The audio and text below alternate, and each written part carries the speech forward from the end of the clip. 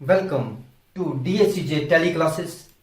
My name is Balvinder Singh and I am a teacher from district Punch of J&K.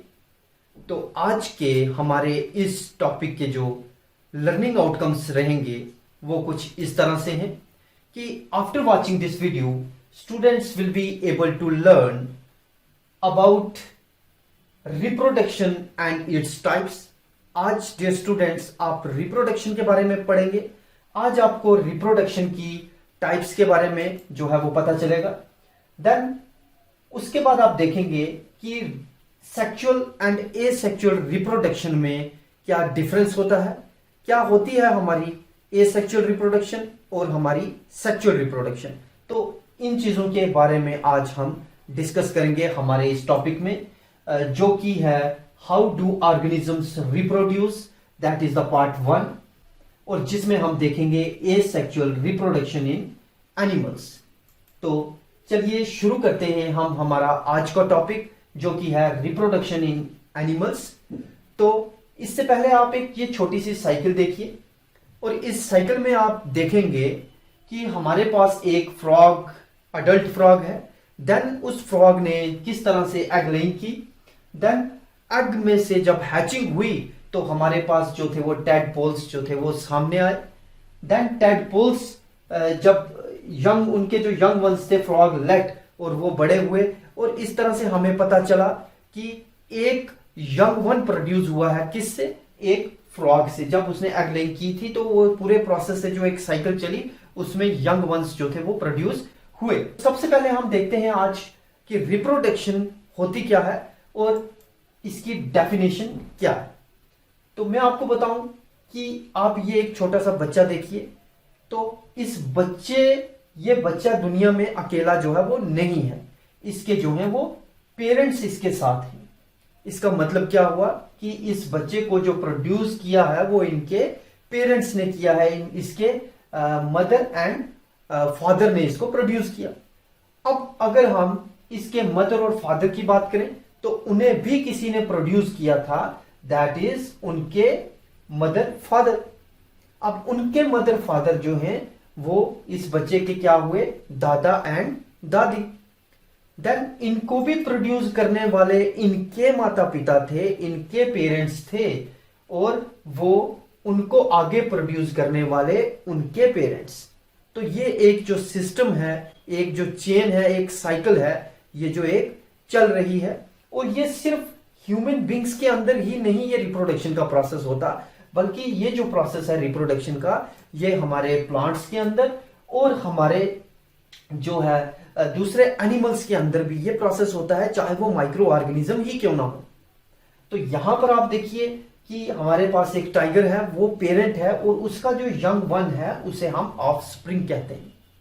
Then उसी तरह से आप यहां पर देखिए माइक्रो ऑर्गेनिजम्स में भी पेरेंट्स और ऑफस्प्रिंग्स जो है वो बनते हैं.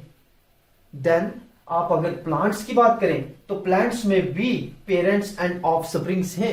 और जब हम प्लांट्स के बारे में पढ़ना शुरू करेंगे रिप्रोडक्शन इन प्लांट्स में, हम देखेंगे कि किस तरह से प्लांट्स जो हैं sexually as well as asexually जो है वो रिप्रोड्यूस करते हैं यंग वंस को. इन सब पिक्चर्स में हमने ये देखा कि रिप्रोडक्शन जो है वो कहीं पर एक जगह पे सीमित नहीं है. ये प्रोसेस जो है कंटिन्यूअसली चल रहा है, चाहे वो ह्यूमन बींग्स हो, चाहे वो प्लांट्स हो, चाहे वो अदर ऑर्गेनिजम्स हो या चाहे वो माइक्रो ऑर्गेनिजम्स हो.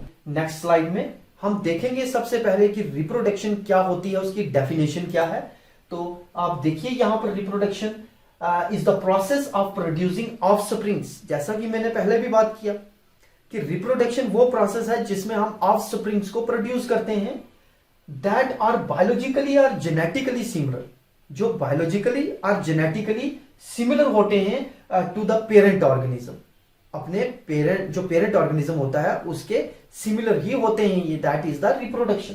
देन इसमें आप यहां पर इस डायग्राम को देखिए कि हमारे पास एक ओवम है और स्पर्म जो है उसके साथ अटैच हो रहे हैं, उसको फर्टिलाइज कर रहे हैं. और जब ये ओवम जो है फर्टिलाइज हो जाएगा और तब उसके बाद जो है एक ऑफस्प्रिंग जो है वो प्रोड्यूस होगा. हम अपने नेक्स्ट टॉपिक्स में इनके बारे में बात करेंगे. तो एक नया ऑर्गेनिज्म जो है वो प्रोड्यूस होगा। सो ये है हमारा रिप्रोडक्शन का प्रोसेस। तो अब हम देखते हैं कि what are the types of reproduction, कि हमारी रिप्रोडक्शन की टाइप्स क्या क्या हैं और उनमें क्या क्या होता है। तो सबसे पहले हम देखेंगे एसेक्सुअल रिप्रोडक्शन। तो एसेक्सुअल रिप्रोडक्शन क्या होती है? नंबर 1 पॉइंट यहां पर देखिए आप, it involves one parent.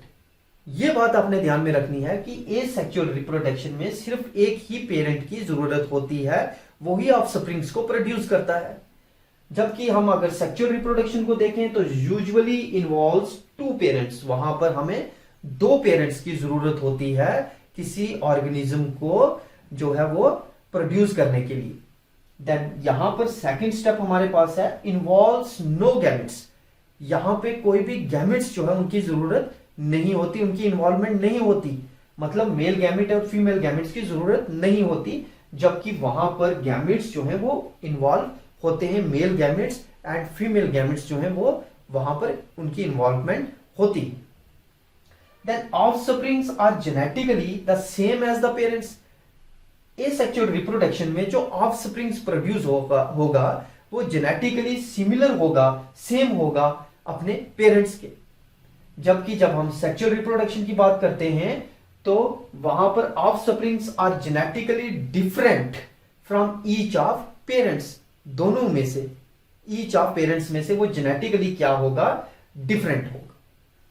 Now it involves fertilisation. वहां पर फर्टिलाइजेशन जो है वो जरूरी है, मतलब 2 गैमेट्स हमारे पास हैं और 2 पेरेंट्स की इन्वॉल्वमेंट वहां पर है। जब स्पर्म और ओवम जो हैं वो दोनों एक दूसरे के साथ जब मिलते हैं, अटैच होते हैं, तब उनमें फर्टिलाइजेशन होती है, तभी जो है ऑफस्प्रिंग प्रोड्यूस होता है। जबकि एसेक्सुअल रिप्रोडक्शन में फर्टिलाइजेशन जो है वो इन्वॉल्व नहीं होती। नो, ये था हमारा एसेक्सुअल और सेक्सुअल में डिफरेंस। तो ये आपके लिए जानना बहुत जरूरी था, क्योंकि आज हम एसेक्सुअल की जो है वो बात कर रहे हैं कि एसेक्सुअल रिप्रोडक्शन क्या होता है। अब हम देखेंगे एसेक्सुअल रिप्रोडक्शन इन एनिमल्स क्या है। सो इस डेफिनेशन को आप देखिए कि asexual reproduction is the mode of reproduction that is involved in the production of offsprings by a single parent। अभी जस्ट हम अपनी लास्ट स्लाइड में इसके बारे में बात करके आए हैं कि जब सिंगल पेरेंट से कोई ऑफस्प्रिंग प्रोड्यूस होता है उसे हम एसेक्सुअल रिप्रोडक्शन कहते हैं। आप डेफिनेशन को एक बार फिर से देखेंगे कि asexual reproduction is the mode of reproduction that is involved in the production of offsprings by a single parent। तो यही बात हम कर रहे थे कि सिंगल पेरेंट से जो ऑफस्प्रिंग प्रोड्यूस हुआ उसे हम asexual रिप्रोडक्शन कहते हैं। अब यहां पर आप देखिए हमारे पास एक मदर सेल है और मदर सेल जो है वो डिवाइड हुआ। ये हमारे पास हमारा मदर सेल है। अगर मैं मदर सेल को यहां से डिवाइड करना शुरू कर दूं तो ये देखिए ये डिवीजन होनी शुरू हो गई है इसकी। तो ये मदर सेल 2 पार्ट्स में डिवाइड हो गया।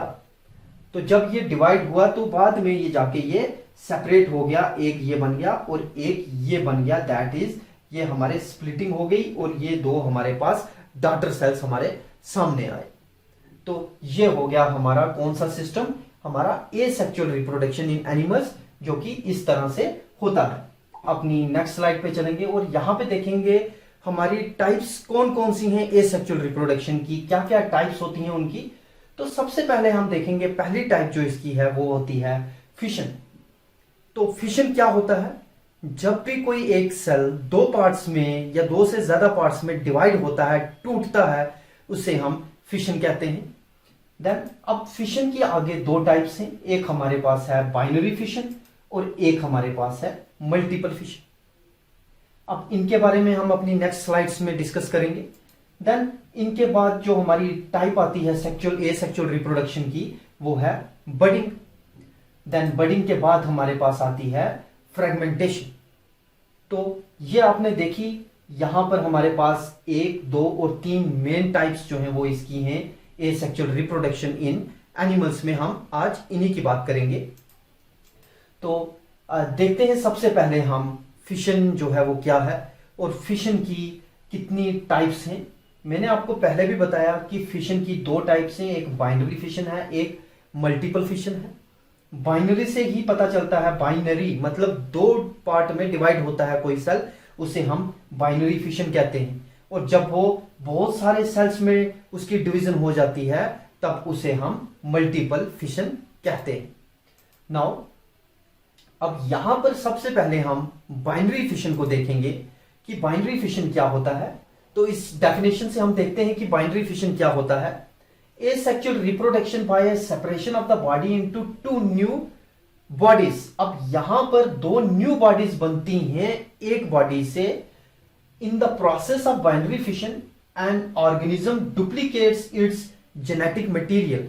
एक ऑर्गेनिज्म अपने जेनेटिक मटेरियल को डुप्लीकेट करता है, या जेनेटिक मटेरियल या उसके डीएनए को वो डुप्लीकेट करता है, and then divides into two parts, और फिर उसको वो दो पार्ट्स में डिवाइड कर देता है with each new organisms receiving one copy of DNA. और जो ऑर्गेनिजम्स प्रोड्यूस होते हैं, दो ऑर्गेनिजम्स, और उन दोनों में उसकी कॉपी जो है वो डीएनए की दोनों के अंदर रहती है। तो ये था हमारा बाइनरी फिशन कि जब भी कोई एक ऑर्गेनिज्म टूटता है, उसका जेनेटिक मटेरियल जो टूटता है तो वो दो पार्ट्स में डिवाइड होता है, और जब वो डिवाइड होता है तो उन दोनों के अंदर उसका जो जेनेटिक मटेरियल दैट इज जो डीएनए है वो प्रेजेंट रहता है। अब हम बात करते हैं हमारे बाइनरी फिशन इन अमीबा में क्या होता है, किस तरह से अमीबा के अंदर बाइनरी फिशन होती है। तो इस डायग्राम से हम समझने की कोशिश करेंगे कि बाइनरी फिशन अमीबा में कैसे होती है। तो यहां पर आप देखिए, आपको पता है कि अमीबा जो हमारा है वो इर्रेगुलर शेप में होता है अमीबा, और इसके अंदर एक न्यूक्लियस प्रेजेंट रहता है। ठीक है, हमारा जो अमीबा है वो इर्रेगुलर शेप में है और उसके अंदर एक न्यूक्लियस जो है वो प्रेजेंट है, और न्यूक्लियस को जो सराउंड करके रखता है वो हमारा होता है साइटोप्लाज्म। साइटोप्लाज्म। अब साइटोप्लाज्म और न्यूक्लियस का ही सारा चक्कर है यहां पर इसकी डिवीजन में। अब यहां पर देखिए, यहां पर आपको एक न्यूक्लियस नजर आ रहा था इसी अमीबा में, और अमीबा जब ये दूसरी स्टेज में गया है तो वहां पर आपने देखा कि न्यूक्लियस जो था वो दो पार्ट्स में डिवाइड हो गया, और जैसे ही ये दो पार्ट्स में डिवाइड हुआ तो इसका ये जो साइटोप्लाज्म है ये भी डिवाइड होना शुरू हो गया। यहां पर आप देखिए क्लियरली, यहां पर किस तरह से एक अमीबा जो है वो दो पार्ट्स में डिवाइड हो रहा है, और साथ ही साथ उसका ये जो साइटोप्लाज्म है वो भी डिवाइड होना शुरू हो रहा है। तो जैसे ही उसकी डिवीजन होती है, तो जैसे ये डिवाइड हो गया, और डिवाइड होने के बाद स्टेप 4 में क्या होता है, ये टूट जाता है दो पार्ट्स में। एक अमीबा यहां बन जाएगा और एक अमीबा यहां पर बन जाएगा। अब आप यहां पर एक इंपॉर्टेंट बात को नोट कीजिए कि यहां पर एक न्यूक्लियस था, और जब वो डिवाइड हुआ, उसका साइटोप्लाज्म डिवाइड हुआ, और उसके बाद जब वो दो अमीबा हमारे सामने आए तो दोनों के अंदर अपना न्यूक्लियस जो था वो प्रेजेंट था और अपना साइटोप्लाज्म जो था वो प्रेजेंट था, और इस तरह से इस अमीबा में जो थी वो डिवीजन हुई और ये दो पार्ट्स में डिवाइड हो गया। देन उसके बाद हम देखते हैं कि हमारी बाइनरी फिशन जो है वो यूग्लिना में किस तरह से होती है, क्योंकि बाइनरी फिशन जो बहुत सारे जो ऑर्गेनिजम्स में होती है, लेकिन हम यहां पर इंपॉर्टेंट दो एग्जांपल्स ले रहे हैं। एक हमने अमीबा की ली, दूसरी हम यूग्लिना की ले रहे हैं कि यूग्लिना में बाइनरी फिशन किस तरह से होती है। तो यहां पर आप देखिए, ये हमारे यूग्लिना का स्ट्रक्चर है। यहां पर उसकी आप एक बॉडी और एक इस फ्लैजुलम मतलब एक टेल पोर्शन को भी देख रहे हैं। तो यूग्लिना में आप यहां पर क्लियरली देख सकते हैं कि यूग्लिना में दो तरह से जो है वो डिवीजन होती है, फिशन होती है इसमें दो तरह से। तो वो दो तरह से फिशन किस तरह से होती है, तो यहां पर भी आप देखिए कि यूग्लिना के अंदर भी जो है वो जो न्यूक्लियस है वो यहां पर भी प्रेजेंट रहता है।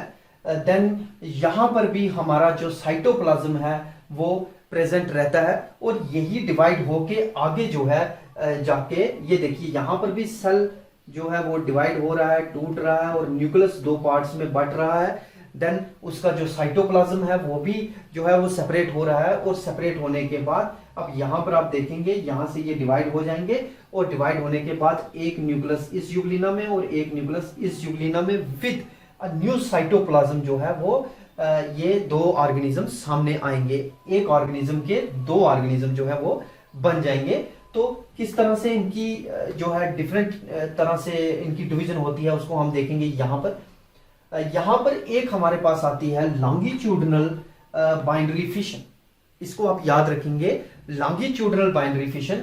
और दूसरी हमारे पास आती है ट्रांसवर्स बाइनरी फिशन, किसमें, हमारे युगलिना में।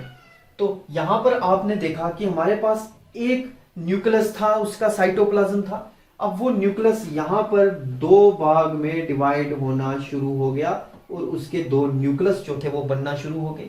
अब जैसे ही दो न्यूक्लियस बने उनकी बॉडी जो थी वो भी डिवाइड होनी शुरू हो गई इस तरह से, एक यहां पर आ गया और एक यहां पर आ गया। और जब युगलिना की बॉडी इस तरह से डिवाइड होती है, एक इस तरफ और एक उस तरफ, तब उसे हम लॉन्गिट्यूडनल बाइनरी फिशन कहते हैं। और जब युगलिना की बॉडी अब इस तरह से डिवाइड होगी, मतलब एक ऑर्गेनिज्म ऐसे बनेगा और एक ऑर्गेनिज्म ऐसे बनेगा और ये डिवीजन होगी इस तरह से, जैसे यहां पर हो रही है। ये एक ऑर्गेनिज्म ये बन गया और एक ऑर्गेनिज्म ये बन गया अपने न्यूक्लियस के साथ, अपने साइटोप्लाज्म के साथ। तो ये हमारी ट्रांसवर्स बाइनरी फिशन होती है। ये दो चीजें आप ध्यान में रखेंगे, याद रखेंगे इनको, कि लॉन्गिट्यूडनल बाइनरी फिशन में एक सीधी लाइन, ठीक है, एक सीधी लाइन, और उसमें जब डिवीजन होती है ऑर्गेनिज्म की उसे हम लॉन्गिट्यूडनल बाइनरी फिशन कहते हैं। और जब किसी ऑर्गेनिज्म की डिवीजन इस तरह से होती है, पैरेलल लाइन में होती है, तो उसे हम ट्रांसवर्स बाइनरी फिशन कहते हैं। अब अमीबा को अगर हम देखें तो अमीबा में ऐसा नहीं होता। अमीबा जो है वो इर्रेगुलर ऑर्गेनिज्म है, वो उसकी शेप जो है वो इर्रेगुलर, वो जैसी चाहे वैसी शेप ले सकता है। और इर्रेगुलर शेप होने की वजह से उसमें जो फिशन होती है वो भी इर्रेगुलर बाइनरी फिशन होती है। यहां पर इर्रेगुलर, कहीं से भी वो टूट सकता है, वो यहां से भी टूट सकता है, यहां से भी, यहां से भी और यहां से भी, किसी भी तरफ से वो डिवाइड हो सकता है। इसे हम इर्रेगुलर बाइनरी फिशन कहते हैं। नाउ चलते हैं हम अपनी नेक्स्ट स्लाइड के ऊपर और यहां पर देखेंगे कि मल्टीपल फिशन क्या होती है। अब मल्टीपल फिशन जो है वो यहां से हम देखेंगे कि multiple fission is the reproductive cycle in which the several individuals are formed or created out of the parent cells। वहां पर हमने देखा कि एक ऑर्गेनिज्म से दो ऑर्गेनिजम्स जो है वो बनेंगे, वो डिवाइड होगा उसका न्यूक्लियस और दो ऑर्गेनिज्म बनेंगे। जबकि मल्टीपल फिशन में ऐसा नहीं होता। यहां पर एक ऑर्गेनिज्म अगर डिवाइड होगा तो वो आगे क्रिएट करेगा बहुत सारे ऑर्गेनिजम्स को। यहां से आप क्लियरली देख सकते हैं कि multiple fission is the reproductive cycle in which the several individuals are formed, several individuals are formed are created out of the parent cell. एक पेरेंट सेल से सेवरल इंडिविजुअल्स क्रिएट होते हैं। The nucleus repeatedly divides in this method to create a huge number of nuclei. एक nucleus divide होता है और आगे बहुत सारे ह्यूज नंबर ऑफ न्यूक्लाई जो है वो बनाता है। And all the daughter cells are similar and identical in dimensions. और जितने भी डॉटर सेल्स आगे बनते हैं वो क्या होते हैं, आइडेंटिकल्स होते हैं। तो ये थी आपकी मल्टीपल फिशन। आपने लास्ट स्लाइड में जो थी वो बाइनरी फिशन देखी और उसके आगे वाली में आपने मल्टीपल फिशन देखी। नो मल्टीपल फिशन को हम देखेंगे प्लाज्मोडियम में, जिसे हम मलेरियल पैरासाइट भी कहते हैं, कि मलेरियल पैरासाइट दैट प्लाज्मोडियम में मल्टीपल फिशन किस तरह से होती है। तो यहां पर आप देखिए, यहां पर हमारा एक सेल है और ये सेल हमारा क्या है, पेरेंट सेल है, इसे हम पेरेंट सेल कहते हैं। और इस सेल के अंदर भी एक न्यूक्लियस है और उसका साइटोप्लाज्म है। अब ये जो न्यूक्लियस है ये डिवाइड होना शुरू करता है और जैसे ही ये डिवाइड होना शुरू करता है इसकी डिवीजन जो है वो मल्टीपल तरीके से होती है। ये बहुत सारे न्यूक्लाई, सेवरल न्यूक्लाई को जनरेट करता है, क्रिएट करता है। यहां पर देखिए आप, छोटे छोटे जो है वो न्यूक्लाई जो है वो क्रिएट हुए और many nuclei contain in a cyst, और वो एक सिस्ट के अंदर जो है वो बनते रहते हैं। ओके, देन अब क्या होता है, सिस्ट जो वो उसकी प्रोटेक्टिव कवरिंग जो है, वो जो सिस्ट है इसकी, वो सिस्ट क्या करती है, जब ये मैच्योर हो जाते हैं और तब वो सिस्ट यहां से ब्रेक हो जाती है ब्रस्ट हो जाती है, टूट जाती है, और जैसे ही वो टूटती है इसमें से जो डॉटर सेल्स हैं वो रिलीज हो जाते हैं, डॉटर सेल्स रिलीज हो जाते हैं, और जितने भी वो रिलीज होंगे उतने ही न्यू ऑर्गेनिजम्स जो हैं वो बनेंगे। तो ये थी आपकी प्लाज्मोडियम मलेरियल पैरासाइट जो है किस तरह से रिप्रोड्यूस होते हैं उसके बारे में थोड़ी सी जानकारी। नाउ नेक्स्ट हम देखेंगे हमारी बडिंग क्या होती है। तो बडिंग को देखने के लिए हम क्या करते हैं, हम अपनी इस डेफिनेशन पे चलते हैं। In some multicellular animals offsprings may develop as outgrowths of the mother animals that reproduce by budding are hydra, yeast, corals, etc. अब यहां पर आपने देखा कि कुछ मल्टी सेल्यूलर एनिमल्स ऐसे भी होते हैं जिनके ऑफस्प्रिंग्स जो डेवलप होते हैं उनकी आउटग्रोथ से डेवलप होते हैं। ठीक है, जो मदर होती है उसी की आउटग्रोथ जो होती है वहां से डेवलप होते हैं, दैट रिप्रोड्यूस बाय बडिंग, और जिसको हम जो वो रिप्रोड्यूस करते हैं वो थ्रू बडिंग रिप्रोड्यूस करते हैं, जिसकी एग्जांपल जो हमारे पास है वो हमारे पास आती है हाइड्रा, यीस्ट एंड कोरल्स की। तो ये हमारे पास उनकी एग्जांपल्स हैं। और यहां पर हम देखेंगे कि हाइड्रा में बडिंग जो है वो किस तरह से होती है। तो इस डायग्राम को आप अच्छी तरह से देखिए कि ये हमारा हाइड्रा है, ये हमारा हाइड्रा है एक ऑर्गेनिज्म, और उस हाइड्रा में ये टेंटेकल्स हैं इसके। ठीक है, ये जो निकले हुए हैं इन्हें हम टेंटेकल्स कहते हैं, ये इन्हें हम टेंटेकल्स कहते हैं। और यहां से आप देखिए ये नीचे वाले पोर्शन पे यहां से एक छोटा सा पोर्शन जो है वो इमर्ज हुआ है बाहर, जिसे हम बर्ड कहते हैं, जिसे हम बर्ड कहते हैं। अब ये बर्ड क्या करता है, ये आउटग्रोथ है इस हाइड्रा की, इस मदर सेल की ये आउटग्रोथ है, और ये यहां से ग्रोथ करता रहता है ये बर्ड, और ग्रोथ करते करते ये एक साइज लेना शुरू कर देता है। अब आप यहां पर देख सकते हैं क्लियरली जिस तरह से ये टेंटेकल्स इमर्ज हुए हैं, वहां से टेंटेकल्स निकले हैं, उसी तरह से वो बर्ड जब बड़ा हुआ तो उसके भी टेंटेकल्स जो थे वो निकलना शुरू हो गए, और वो टेंटेकल्स जब पूरी तरह से डेवलप हुए तो ये पूरा एक हाइड्रा यहां पर बन गया। और जब ये फुली मैच्योर हो गया, एक हाइड्रा की शेप इसने ले ली, तब ये मदर बॉडी से डिटैच हो जाता है, टूट जाता है, और एक नया ऑर्गेनिज्म जो है वो बन जाता है। तो ये था हमारा बडिंग इन हाइड्रा। यहां पर हमने देखा कि हाइड्रा में जो है वो बडिंग का प्रोसेस किस तरह से होता है। तो इसके अलावा हम देखेंगे बडिंग इन यीस्ट, यीस्ट में बडिंग जो है वो किस तरह से होती है। तो इस डायग्राम में आप देखिए यहां पर भी वही प्रोसेस है, एक बर्ड डेवलप होता है और फिर से वो डिटैच हो जाता है पेरेंट बॉडी से। तो यहां पर बर्ड फॉर्मेशन हम देखेंगे, यहां पर आपने देखा कि ये हमारे पास एक न्यूक्लियस है, ये एक न्यूक्लियस है।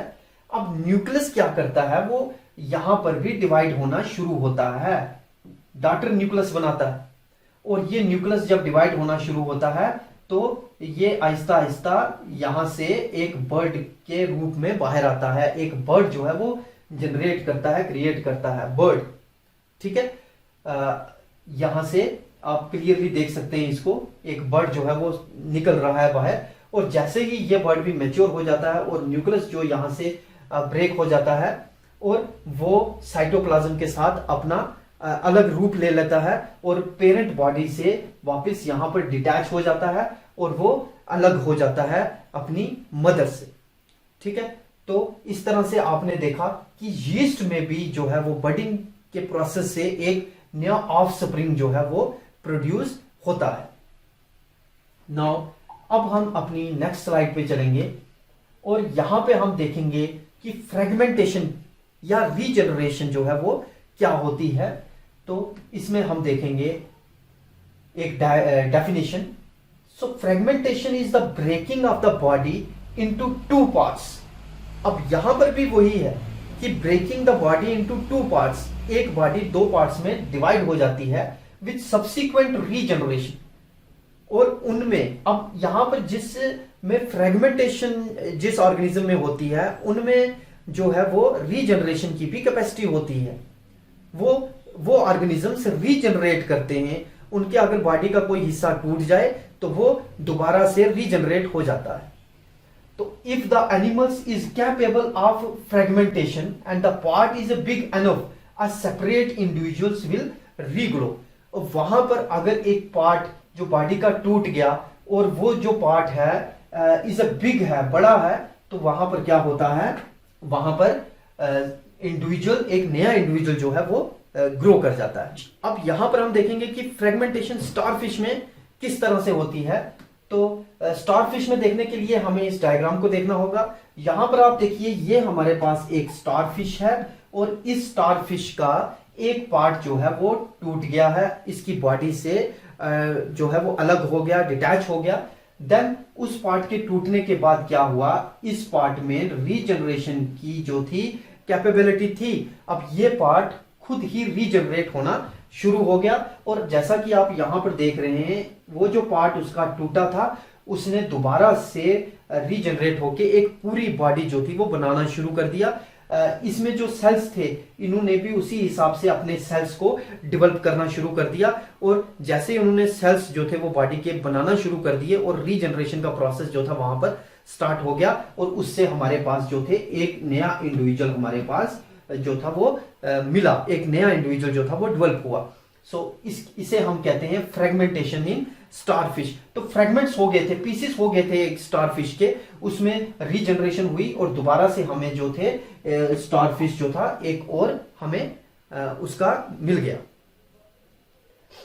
अब यहां पर जैसे आपने देखा कि फ्रेगमेंटेशन हुई और फ्रेगमेंटेशन होने के बाद जो थी हमें एक नया ऑर्गेनिज्म जो था वो मिला स्टारफिश की शेप में। नाउ यहां पर आप देखेंगे एग्जांपल्स को। So fragmentation is also known as the splitting method of reproduction. Fragmentation को हम स्प्लिटिंग मेथड भी कहते हैं रिप्रोडक्शन का, क्योंकि एक ऑर्गेनिज्म स्प्लिट होता है और आगे जो है नए ऑर्गेनिज्म को जन्म देता है। And is seen in many organism such as, और ये बहुत सारे ऑर्गेनिजम्स में भी देखा गया है, जैसे साइनोबैक्टीरिया हमारे पास है, फंजाई है और many plants, and also in animals including flat worms and sponges. ठीक है, एनिलिड वॉर्म्स में भी यही जो प्रोसेस है फ्रेगमेंटेशन का वो देखा गया है। अब हम यहां पर वो स्टारफिश वाली एग्जांपल्स को भी यहां पर देख सकते हैं कि किस तरह से स्टारफिश जो थी वो स्प्लिट हुई और वो स्प्लिट होने के बाद उसका जो पार्ट जो टूटा था वो वापस से रीजनरेट हुआ और रीजनरेट होने के बाद एक जो थी नई हमारे पास ऑर्गेनिज्म सामने आया स्टारफिश की शेप में। नाउ अब हम देखेंगे यहां पर फ्रेगमेंटेशन इन प्लेनेरिया।